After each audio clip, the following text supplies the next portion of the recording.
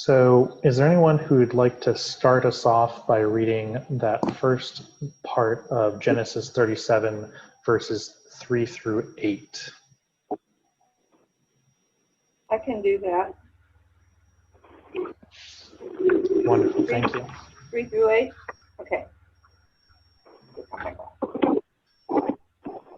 Now Israel loved Joseph more than any other of his children, because he was the son of his old age. And he had made him a long robe with sleeves. But when his brothers saw that their father loved him more than all his brothers, they hated him and could not speak peaceably to him. Once Joseph had a dream, and when he told it to his brothers, they hated him even more. He said to them, "Listen to this dream that I dreamed. There we were, binding sheaves in the field. Suddenly my sheaf rose and stood upright. Then your sheaves gathered around it and bowed down to my sheaf." His brothers said to him, "Are you indeed to reign over us? Are you indeed to have dominion over us?" So they hated him even more because of his dreams and his words. Thank you. So again, we're looking at Joseph in Genesis, sometimes known as Joseph of the Technicolored Dreamcoat. There's some debate of whether it was actually technicolored, if it was striped, or if it was just a long robe. In any case, so we see that in verse 3, and it's one of the things that marks Joseph. And so clothes in these times, especially special clothes, long robes and such like that, are supposed to be markers of status. But so who are the other characters in our story so far? Would be his brothers. Mm-hmm. And his father? Mm-hmm. His father. Yep, exactly. And so his father is first named as Israel in the second word of the third verse. Do we know what his other name would be? Jacob. Mm-hmm. Jacob. Mm-hmm. Mm-hmm. Exactly. Yep. And in so fact, go ahead. The Good News Bible doesn't even use the term Israel. Oh. It just uses Jacob. Mm-hmm. Very good. Interesting. Yeah. Yeah. Yeah. I mean, we have. It's definitely one of those things where different points or different words are emphasized in our different translations of the Bible. It's interesting sometimes to see what translator was decided to emphasize instead of the other. But yeah, so we have Israel / Jacob and his sons so far. And what's the difference between the other sons and Joseph? Joseph was born in his father's old age. Mm-hmm. And so he loved him more. He loved him more. Yeah. And his brothers hated that. Yeah. Exactly. Yeah. So we have Joseph and his 11 brothers, who are stepbrothers, in fact. And so... and then earlier in Genesis, you find out that Joseph's mother was Rachel, whom Jacob deeply loved. Mm-hmm. The other sons came through Leah, whom he had to marry because he was tricked by her father. That's right. So I think starting off, the other brothers had a disadvantage in that way. And then, of course, I guess Benjamin is the other one who was born of Rachel. Right. Yep. Exactly. Yeah. So, I mean, it's kind of funny to think about. There's that adage of the modern family is so complicated these days. Well, families were plenty complicated back then too. But yeah. So there's this sibling rivalry and tension between the first set of brothers and Joseph. We don't really hear about Benjamin in our part of the text, but there's sibling rivalry, there's tension, and there's a bit of parental favoritism going on as well. And so this, of course, these things combined lead to not a great brotherly love between all the brothers. So let's go on to our next section of 17b through 22. Is there anyone else who would want to read that part?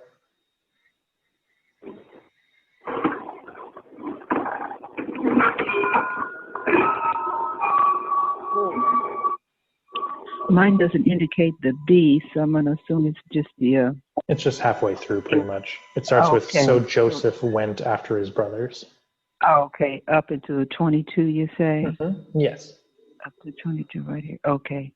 So Joseph went after his brothers and found them at Dothan. They saw him from a distance, and before he came near to them, they conspired to kill him. They said to one another, "Here comes this dreamer. Come now, let us kill him and throw him into one of the pits. Then we shall say that a wild animal has devoured him, and we shall see what will become of his dreams." But when Reuben heard it, he delivered him out of their hands, saying, "Let us not take his life." Reuben said to them, "Shed no blood. Throw him into this pit here in the wilderness, but lay no hand on him, that he might rescue him out of their hand and restore him to his father." Mm-hmm. Thank you. Yeah, so we leave off the previous section knowing that there's not a great relationship between Joseph and his brothers, but then we get to this part and we know exactly where most of his brothers actually fall on their relationship.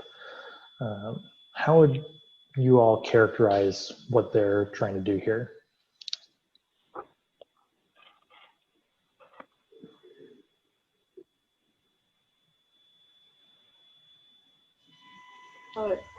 Extend sibling rivalry to its worst end. Mm-hmm. Yeah, so their feelings towards him have devolved to hatred, and all the way to saying, "Okay, let's get rid of this kid. Let's kill him." And not only that, deceive all of our father to make it look like he was eaten alive, essentially. So, yeah, so part of the reason that the relationship is so bad between them is because there's some parental favoritism by Jacob or Israel. And but then we also hear in that first section that Joseph is having these dreams. And we have to remember too that Joseph is the youngest of the brothers named here, and yet he has the most favoritism by their father.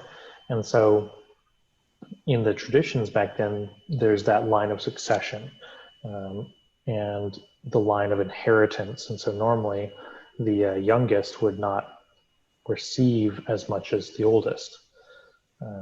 And so on and so forth, with 10 or so brothers in between those two.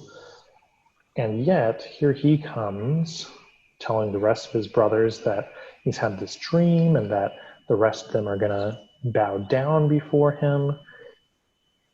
So what have our previous perceptions of this dream and this first part of the story been? Have we thought of anything about Joseph in all of this?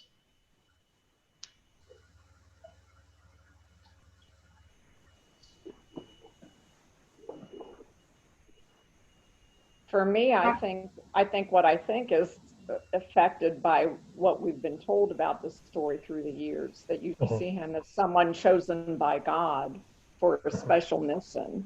And so the dreams become part of the revelation of that. Mm-hmm. Yeah. Yeah, and I think that's definitely true. In fact, some title this particular story as God works through Joseph. The problem being, I think that sometimes we lose track of the humanness of those who God chooses.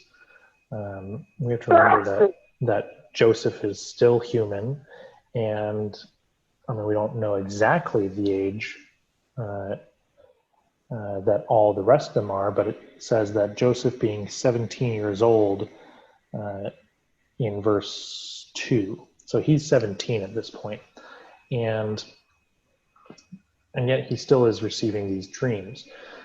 We can maybe think of other typical 17-year-olds and how they might act normally if they have some information or given some power, especially when they are kind of trying to find their place in the world, trying to find their place in the family. And so it kind of makes sense that maybe Joseph isn't using these dreams to the best, or their best intentions or their best abilities. Probably a little full of himself. Mm-hmm. Yep, probably a little full of himself. He's maybe not being so socially adept or sensitive to the other brothers here and saying, well, look at me, listen to this dream that I dreamed, as it says in verse 6. Go ahead. My question would be, at that age, does he even realize that he's been chosen by God? Well, That's a tough one. He may know something. If nothing else, he probably realizes that other people aren't having the same kinds of dreams that he is. Okay. But he probably doesn't fully realize the implications and the responsibilities that he then has for all of this. Okay. And so, and Pastor, since yes. you referred to verse 2, I saw something there because I had not read verse 2 earlier, where it says that Joseph brought bad reports to his father about what his brothers were doing. And we're told that before we even get into this thing about the dreams. So I imagine that didn't set too well with his brothers either. No, yeah, I think that, exactly, the tattletale. Yeah, so Joseph wasn't exactly helping himself be in the good graces of his brothers, and maybe stoking his favoritism with his father by delivering bad reports and saying this kind of thing. So yeah, we have this dream that Joseph has, and actually one of the notes on the side here, it says that in Joseph's story there's 3 dream narratives, and each of those narratives have 2 separate dreams. Now, we only read about the first of the 2 in this first of 3 sequences. So we hear about Joseph having the dream of the sheaves and how all the other sheaves bow down to him as the middle sheaf. The second one that we don't read about in our particular selection actually involves his parents as well. So it has the stars representing his brothers, and then there's the sun and the moon representing his parents, and all of them actually bow down to him. And in that second dream, when he tells his father actually rebukes him and says, what kind of dream is this that you have had? Shall we indeed come, I and your mother and your brothers, and bow to the ground before you?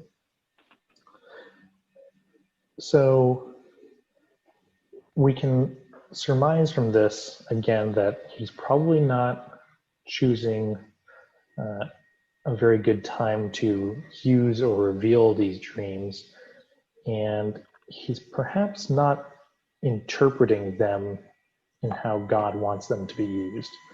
In fact, it's probably likely. So now we are here with Joseph, who we normally completely sympathize with and identify as a pure hero, and maybe he's not as completely altruistic as we might have imagined. However, that also doesn't mean that he deserves to be thrown in a pit and killed. Correct. What else was going on in that second selection that we had, 17b through 22?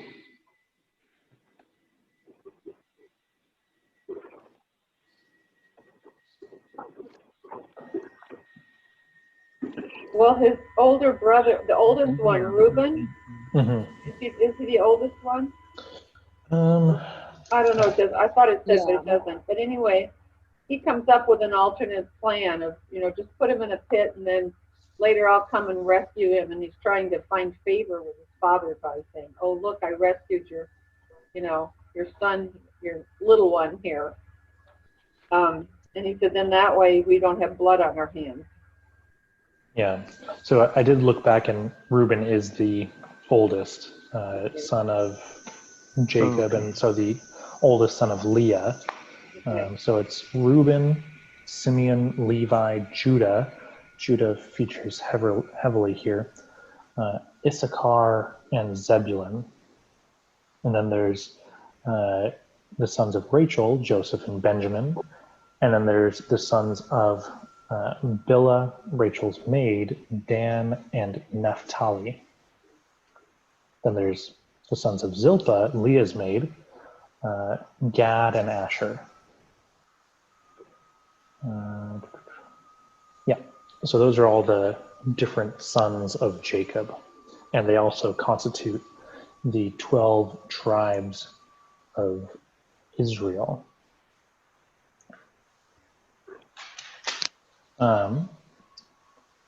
So we have Reuben here saying, well, let's not actually kill him, shed no blood, throw him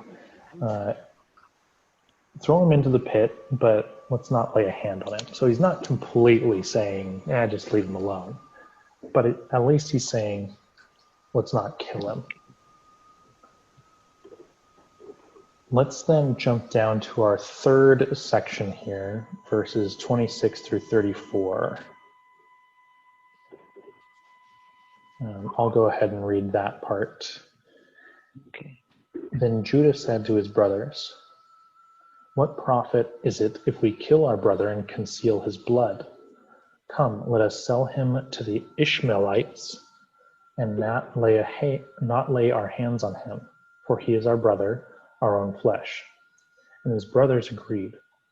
When some Midianite traders passed by, they drew Joseph up, lifting him out of the pit, and sold him to the Ishmaelites for 20 pieces of silver. And they took Joseph to Egypt. When Reuben returned to the pit and saw that Joseph was not in the pit, he tore his clothes. He returned to his brothers and said, "The boy is gone, and where can I turn?" Then they took Joseph's robe, slaughtered a goat, and dipped the robe in the blood. They had the long robe with sleeves taken to their father, and they said, "This we have found. See now whether it is your son's robe or not." He recognized it and said, "It is my son's robe. A wild animal has devoured him. Joseph is without doubt torn to pieces." Then Jacob tore his garments and put sackcloth on his loins and mourned for his son many days. All right. So what's happened in this part? Can we summarize it?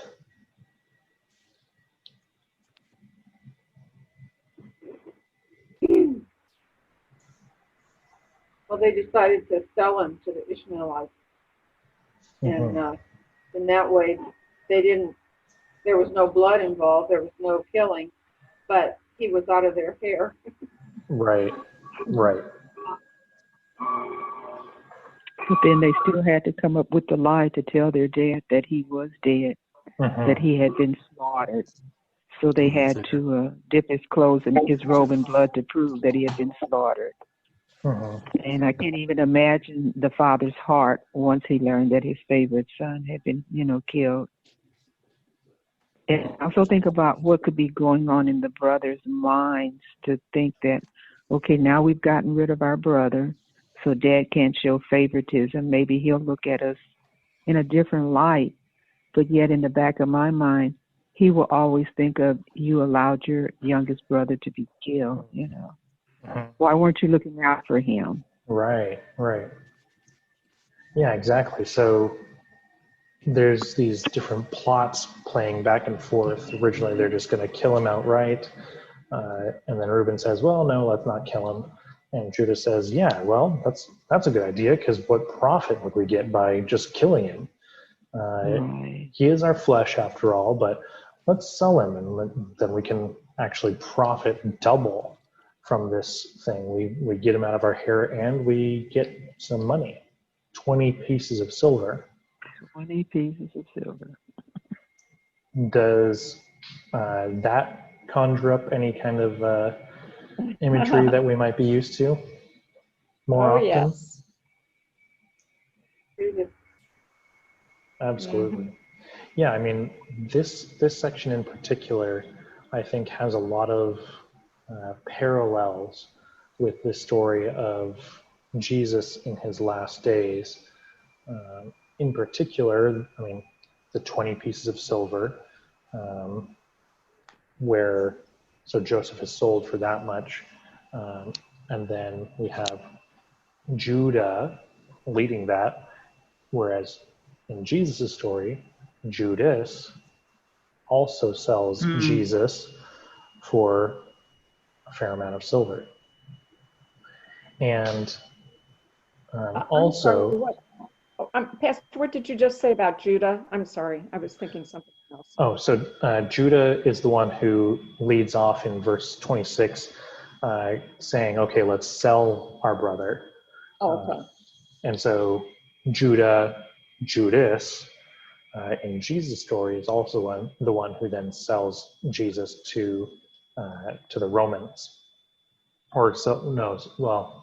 Effectively selling Jesus to the Romans, sells the information about Jesus to the Jewish authorities, who then get the Roman authorities to arrest Jesus. It's a little bit more convoluted than that simple statement, but definitely some parallels here.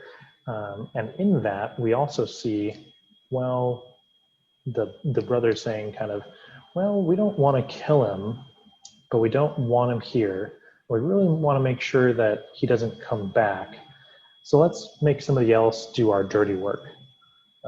The brothers are selling him off, and then those people will likely sell him off as well, and to a foreign land where he will likely never come back.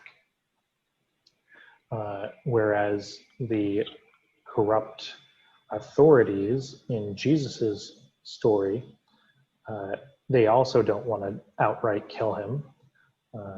They want the Romans to take it and take the blood off of their hands, which is ironic because then, of course, Pontius Pilate washes his hands of the blood and says that his blood is back on you, the Jewish authorities.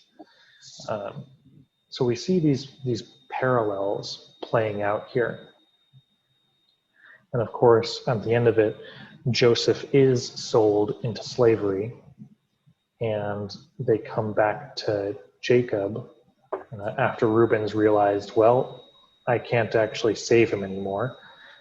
And they have the long coat, the robe that we have as such a famous symbol of this story, and they've sacrificed a goat and dipped the coat into the blood, and so they've ruined the garment, and they've produced this piece of evidence and brought it back to Jacob and said, he was devoured or something. Now that they've pocketed the pieces of silver, and they've hopefully regained some favor with their father, because the highest point of Jacob's favor is now gone. Pastor, I'm curious about something. Please. That is very interesting, all those parallels. I had not thought about that. But one of the things that struck me in this section from 17b to 22, and I don't know if I'm misreading it or if anybody else got this impression, but to me, Reuben came across as being a pretty good guy. As the eldest brother, he tried to influence the others about not taking Joseph's life. And it seemed as if his intention was a good one, that he wanted to save Joseph. He wanted to rescue him later on from the cistern. And so then, while my impression is, somewhere did I read that he was gone, and that's when Judah comes up with this other thing about selling him. And then when Reuben returns, he's really distraught that, Joseph's not there, and he, rends his clothing, he tears his clothing, this sign of lament. And so Reuben came across to me as being, the nicest one of the other brothers.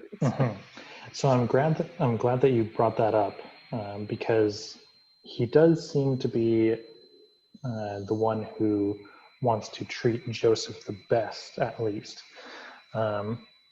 We have to remember too that he didn't say, "Oh, let's not do anything bad to him." He just said, "Let's not kill him," and he was planning on taking him out of the pit and whatever.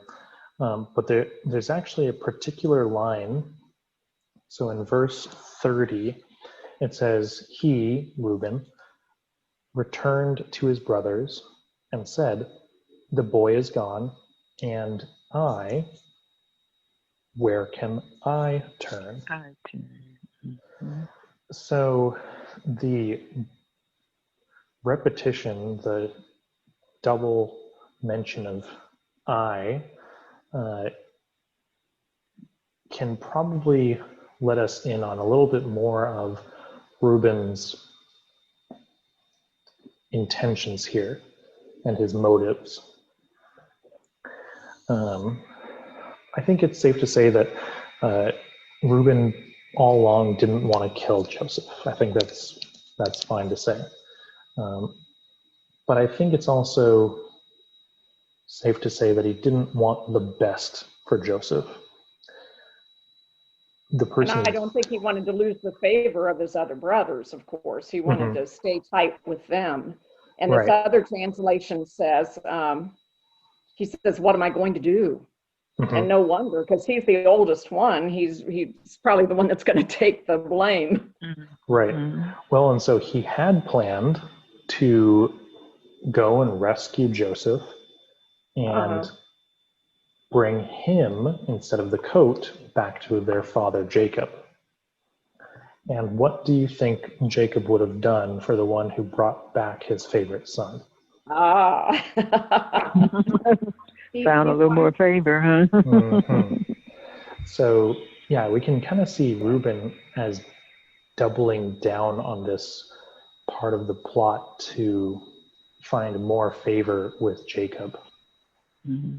I see. So his motives weren't all that pure. Right.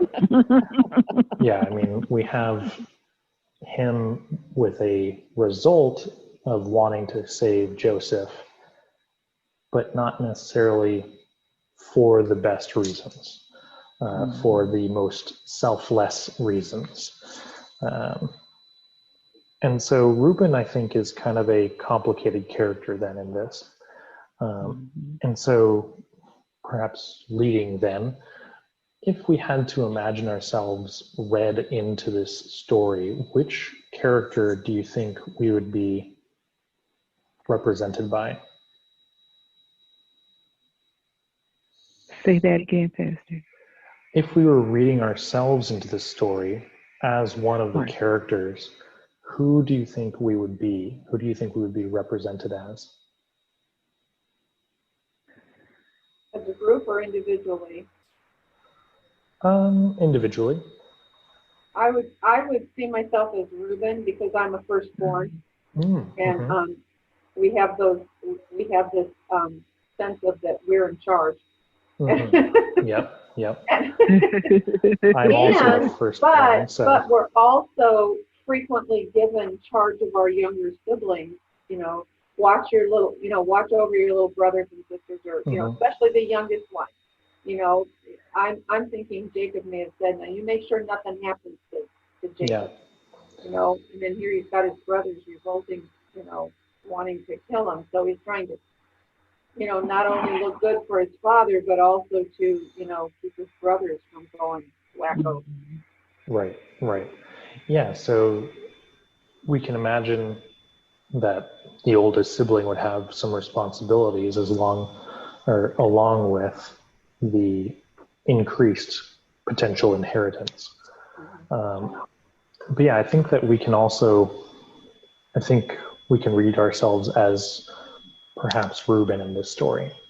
I think there's another parallel here to the New Testament, where we think of the story with I think it's Peter and James.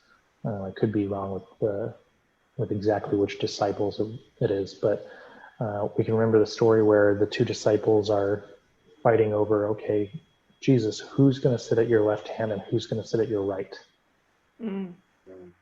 They're jockeying for position of favor in Jesus's sight and at Jesus's table. And that's kind of what Reuben is doing here as well.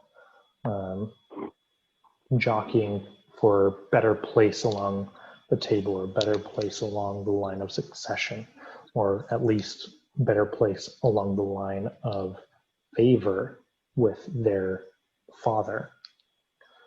And in that New Testament story, isn't the mother of James and John involved? She wants her two sons to be in those spots of favor with Jesus.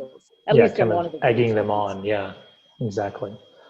Yeah, so I think the meaning of all that is that, well, we as humans sort of naturally want to be up at the front, at the best places at the table, with the most favor, with the most resources. And at some level, it's a element of survival tactics. We naturally want to have what we need to survive and to improve our place. The difference being when we take those things that we need to the extreme, beyond what we need, when we get into the territory of wants and beyond that, even to where, well, we want this so badly that we don't really care what happens, either to other people or to the meaning of our place or our mission. And this is what, of course, Jesus reminds the disciples, is that it doesn't really matter if you're first in line, because the first shall be last and the last shall be first. Another one of those great reversals of God, turning on the head of what human social constructed expectations are for what is really best for the situation. So in this situation with Genesis, we have Reuben, who the social standard would say, okay, is going to be the heir apparent for Jacob's, all of his possessions and the most power, the most inheritance, etc. And then Joseph, of the named brothers here, is the youngest. Not the youngest of all of his brothers, but youngest of those who are named so far in this particular selection of the text. And it says that Joseph is Jacob's favorite. And Joseph has these dreams. So even though Reuben is the one who, without any other context or information, one might think would be the head, would have the responsibilities and everything, would have the place to be given these powers of the dreams, well, God gives it to someone else instead. again, Joseph doesn't necessarily utilize or steward those gifts very well, as we talked about earlier, but he's the one who receives them all the same. And now God's chosen messenger of these brothers has been sold into slavery and goes on to be sold into the house of Potiphar in Egypt, who is the captain of the guard for Pharaoh. So we kind of skip over that part and Joseph's other dreams and everything else, and we skip all the way to chapter 50. So that's chapter 50, verse 15 through 21. Let's go ahead and turn there.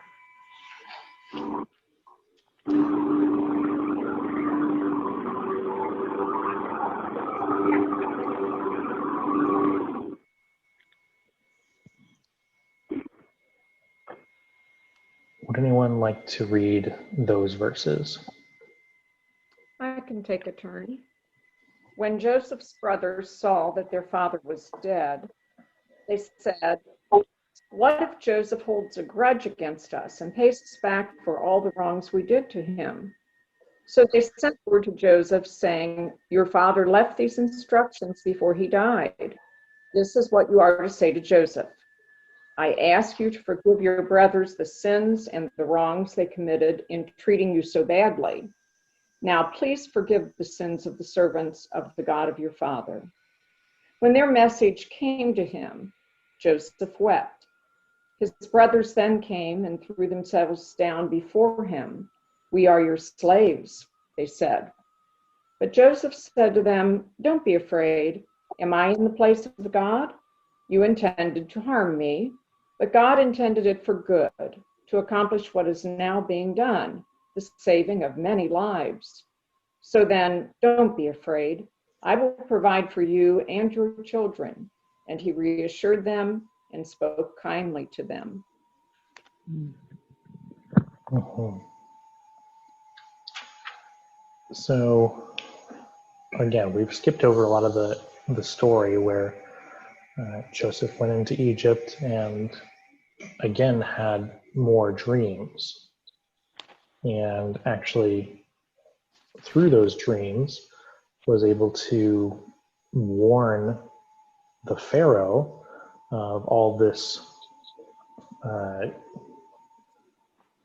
bad things that were going to happen, this famine, and that without that knowledge, a lot of people would have starved to death. And not just, and mostly not Joseph's own countrymen, but a lot of Egyptians.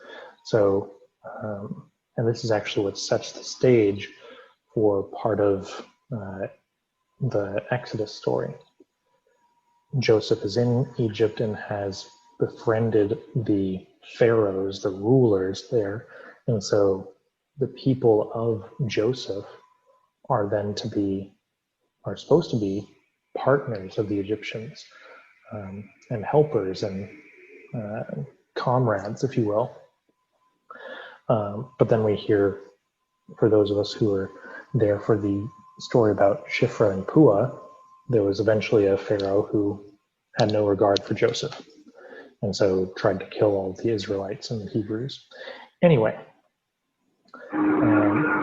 we have here Joseph has come through this ordeal. He's matured a lot. He's lived a lot more life than he had before.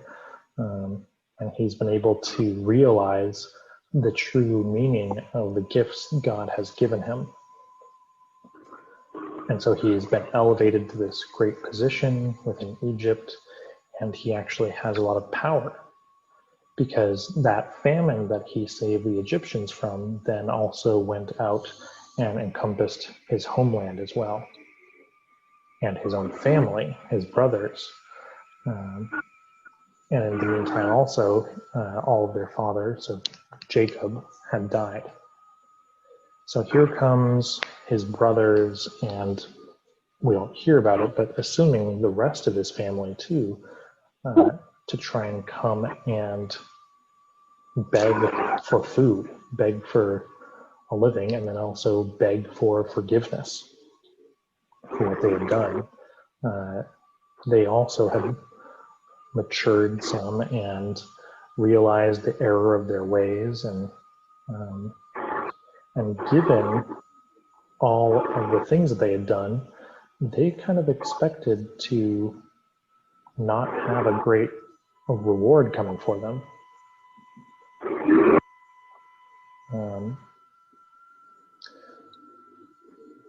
So I think it's important to note here that, so there's a little sidebar in the Lutheran Study Bible here, and it says that sin and evil, even with all of their consequences, do not have the last word. With Joseph's words in chapter 50, verse 20 in mind, how have you experienced or witnessed God at work to bring good out of evil circumstances?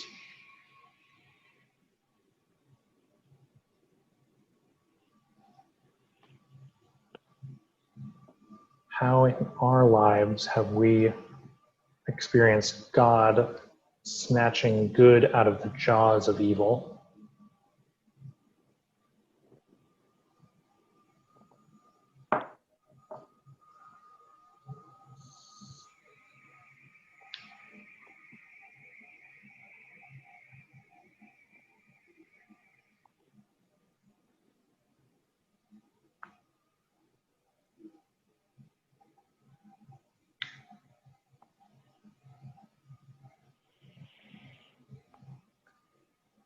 Or to put it another way, one example of that kind of thing, I think, would be silver linings and then some after that, where we found something bad, and yet I think God shines light through the cracks in those darkness places.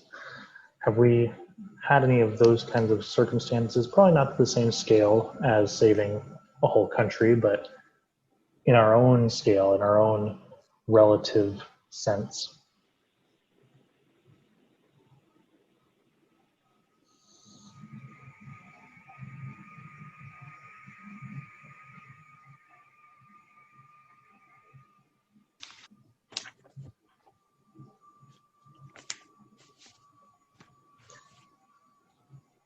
That's all right. Not on the same scale. Not on the same scale. No, it doesn't have to be on the same scale at all. I'm just talking about anything where God has worked in our lives to bring good out of a bad situation.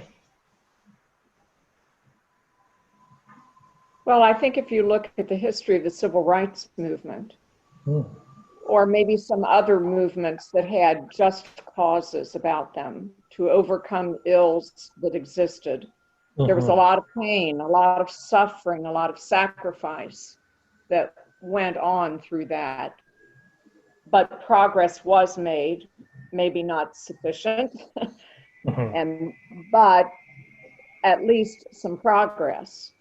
And then as I've been hearing about the life of Ruth Bader Ginsburg, and you think back to some of the cases that she was involved with, and just that many years ago in our society, the rights that women did not have and the like. And you know, you kind of forget as time goes by that there has been progress, that there's been some good come out of some circumstances that certainly could have been labeled as evil or unethical or not fair, whatever you want to label them as. Right, exactly. Yeah, I mean, I was thinking some of Ruth Bader Ginsburg as well, thinking of even her as a female lawyer before she became a judge or anything like that. Her entering a field which even today has some misogyny, some male domination in terms of who gets to be the head partner and whatever. Not universally, and certainly not to the level that she entered law in. But again, these social, human preconceptions that, okay, here's how it is, that's how it should be, and that's being supported and put forward by those in power who like it that way. And so here comes this little Jewish girl to come and plead her case to the Supreme Court, the highest court in the land, all male Supreme Court justices. And hearing a clip by her from one of those cases where she was arguing the rights of women and saying that this is just not right. And I won't try and quote her because I will sorely misquote, but it's worth looking up what she said in that trial. But I do know the result was that group of men on the Supreme Court, they didn't say anything. They had no questions for her. She argued a good case and she won.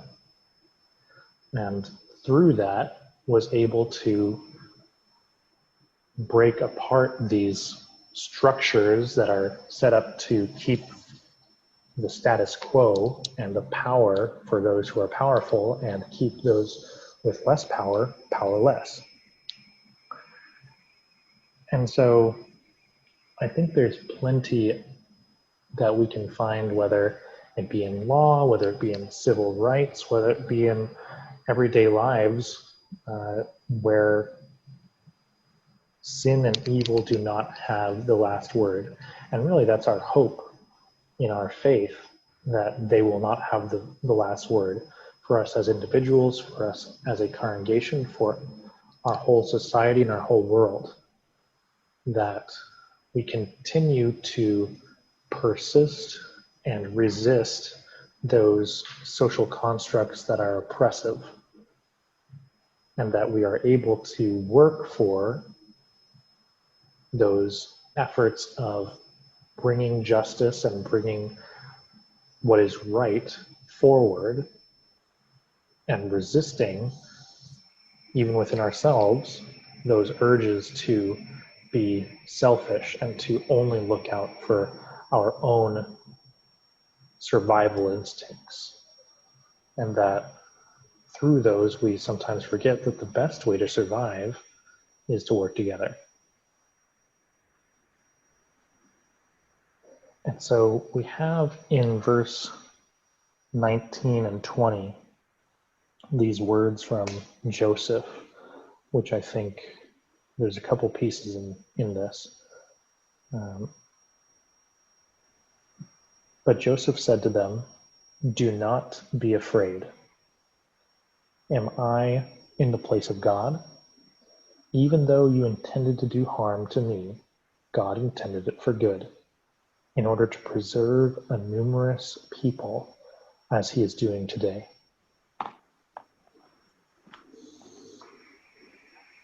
So there's really three things in there I want to highlight. One is do not be afraid.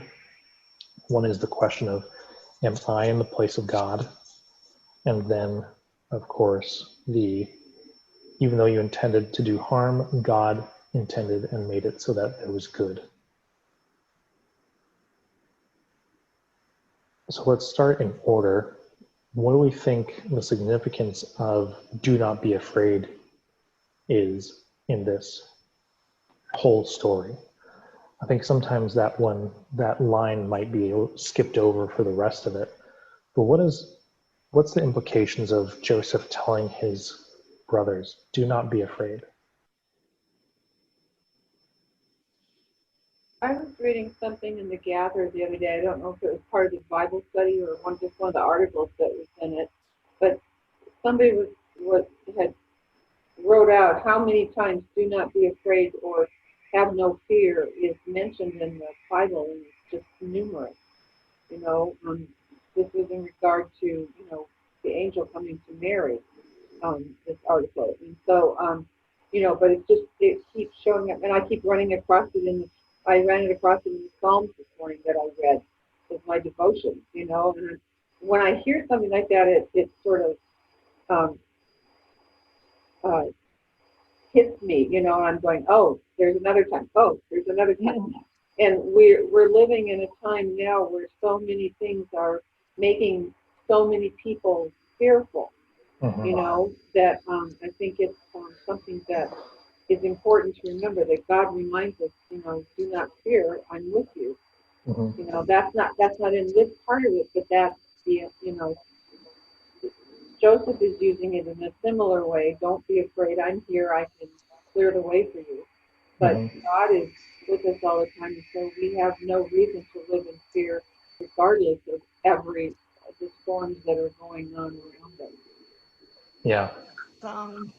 Have no fear, little flock.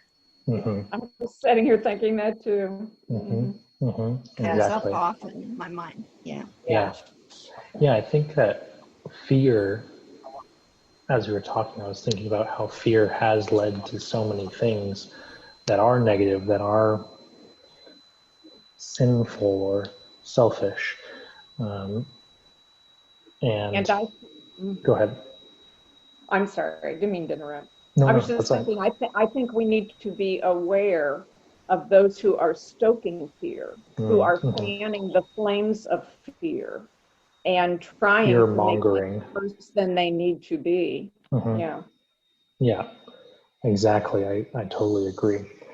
Yeah, and I think too of, we hear different places in the Bible, do not be afraid, but we also hear these places where we are to fear God.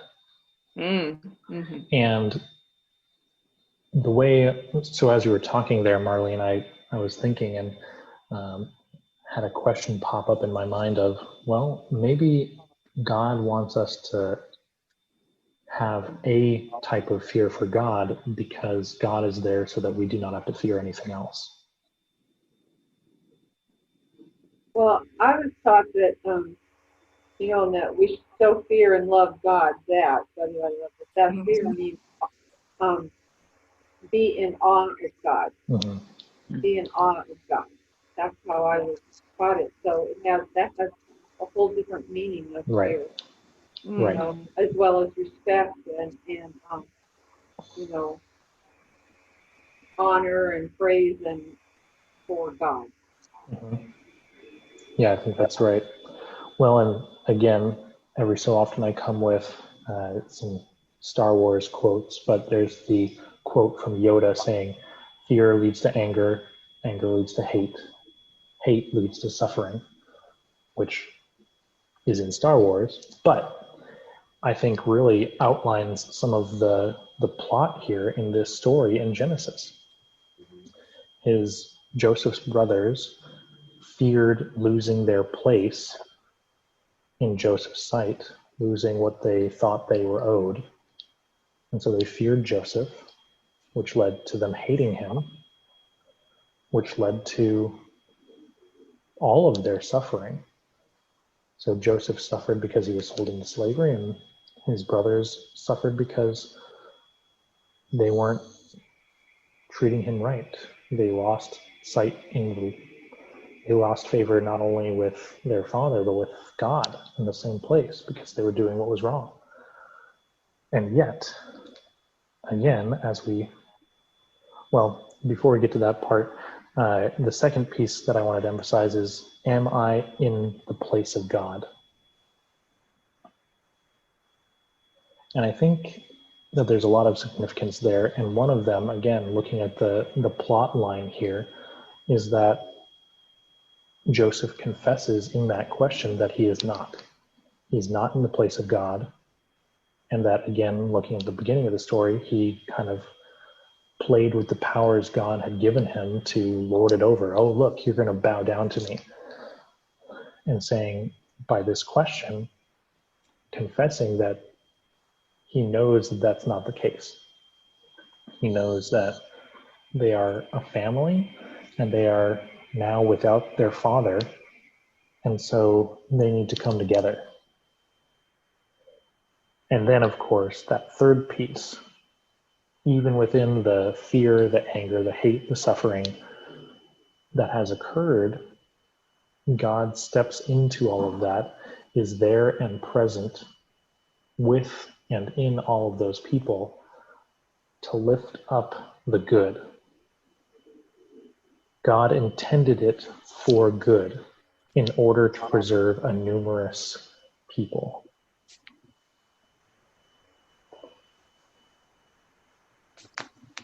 And in this translation, it says God turned it into good, which I think gives it just a little different spin. Yeah.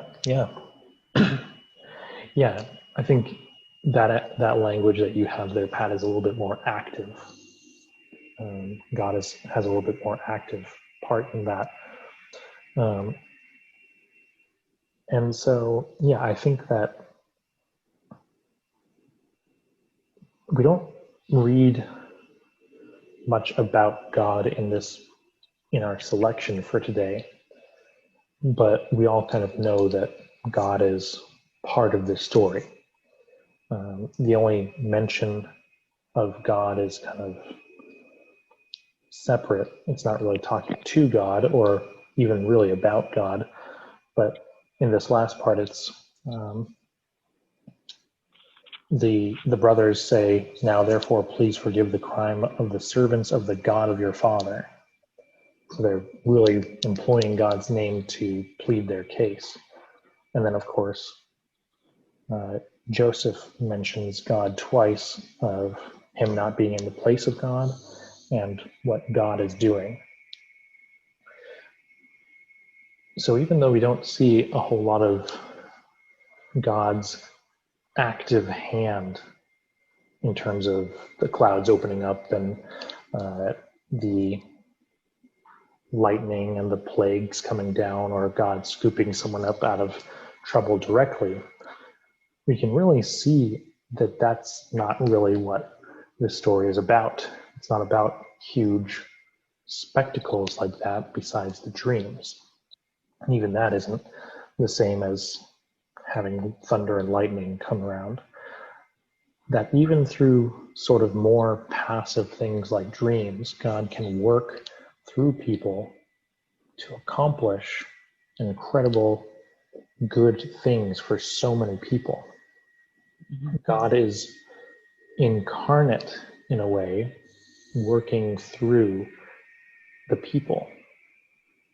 So even working, God did not cause the brothers of Joseph to sell him into slavery, and yet God used that action for good, turned it good, or intended it for good, reversed it for good. God worked through this uppity teenager we're introduced to in the beginning of the story to save countless numbers of people. God worked through these sinners of Joseph's brothers. They wanted to kill him. They wanted their own selfish needs met. And yet, God intended it for good, and they received Joseph's forgiveness and tears. It says that here, Joseph wept when they spoke to him. Then his brothers also wept. One of the commentaries I was reading said that there's actually a fair amount of weeping in this story, and that we can kind of see that as a release and a exercising almost of those evil or negative feelings, those angers and those fears and those hates, that they are released through those acts of crying, and that in a way too, they're able to be cleansed and drawn closer together around those acts. And so, to finish it off, that last verse, "So have no fear, I myself will provide for you and your little ones. In this way, he reassured them, speaking kindly to them. And so I think that's one last parallel that we see. We can, if we hadn't read all of this and just had an hour-long Bible study on it, and I had read that last verse for you, perhaps we would think that that would come straight from Jesus's mouth. Have no fear. I will provide for you and all of your loved ones. In this translation, it says your little ones. So even the little ones who have no power, have no place that they can provide for themselves, they will still be provided for. And this is the promise that we receive, in this case, through the mouth of Joseph, but from God. And Jesus says similar things and much more expanded on things in the Gospels. So,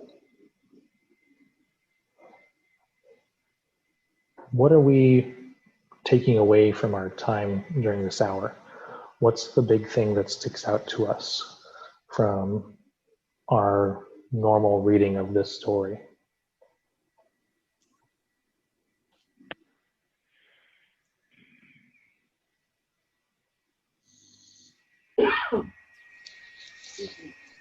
Well, what you mentioned before, that bad things happen, evil things happen, and God is able to bring good out of that. I'm just thinking of Romans 8:28, that all things work together for good, which is one of my favorite verses in the Bible. And this is a story demonstrating that. Mm-hmm. Can you repeat what Romans 8:28 says again? We know that all things work together for good for those who love the Lord. Yeah. Very good. And throughout this Joseph remained, faithful to God. Mm-hmm. In his interpretations of the dreams and working for the Pharaoh and everything. Mm-hmm. Yeah. Yeah, I mean, it speaks to... Go ahead. I also think of forgiveness. Mm-hmm. Joseph, loving spirit, forgiving his brothers for what they did to him. He realized that God did turn it into good, but still he had a heart to forgive and to still love his brothers and his family in spite of what happened to him. Mm-hmm. Yeah, I mean, I think that it really speaks to the transformations that happen in this story. Again, from the young Joseph teenager who's throwing his gift in the face of his brothers and the brothers hating him for it, and they're all transformed. And I think that really alludes to the power with which God can act in our lives to transform us, to bring us out of bad positions and to bring us into who we are meant to be. Yeah. And that we, even the hardest we try to be good, to be righteous in our own right, that we constantly need the forgiveness of God for us straying from that path. We are Reuben, after all. We might not do the worst of the things, but we might not have the best intentions either. And so the fact that all of the brothers and all of us receive that forgiveness that you're talking about there, Lorna, is really some good news.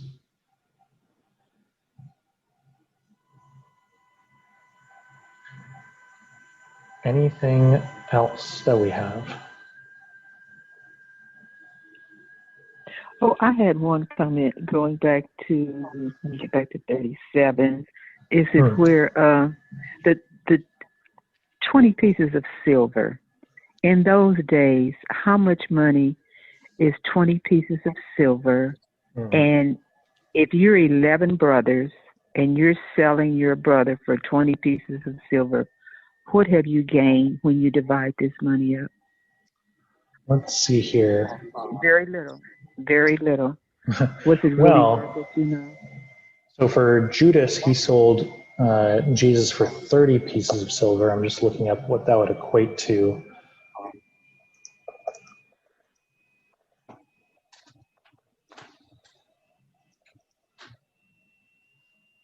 So those 30 pieces of silver, let's see.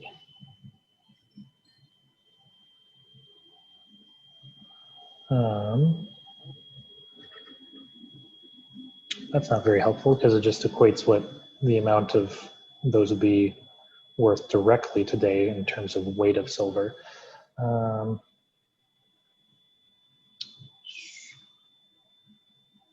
5 weeks of a 6-day working week. So 5 weeks worth of pay, according to this quick search for Judas's money.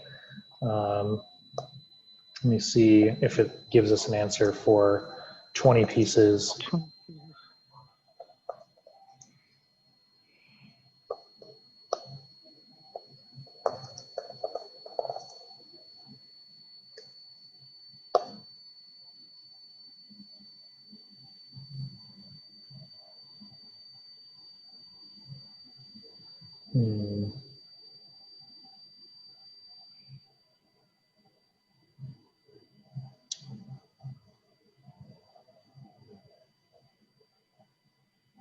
Well, that one's proving to be a little bit more elusive. In any case, it would probably be a fair amount of money to sheep herders, but certainly not enough to sell your flesh and blood and the loved one of your father into slavery. It's really not very much money, but it still had to be done in order for the outcome to happen that did. Yeah. Yeah, and I think, so those 20 pieces of silver or those 30 pieces of silver in the New Testament, they act as that element of temptation.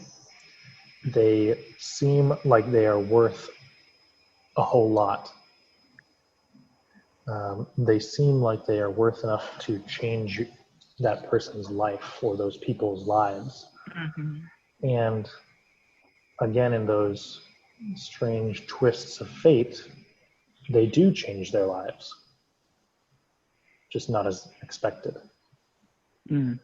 Proving again that money isn't everything.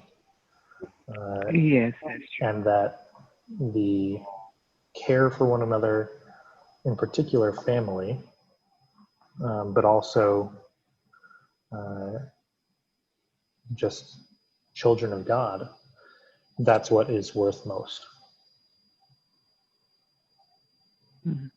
And the thing about getting money was not part of the original plan. Right, it wormed its way into the intentions. And in Judas's case, he ended up casting down those pieces of silver. Yeah, what he thought the was going to be him of what he had done. Yeah, what he thought was going to be a boon ended up being a curse. And that he realized that it was blood money. Yeah. Okay.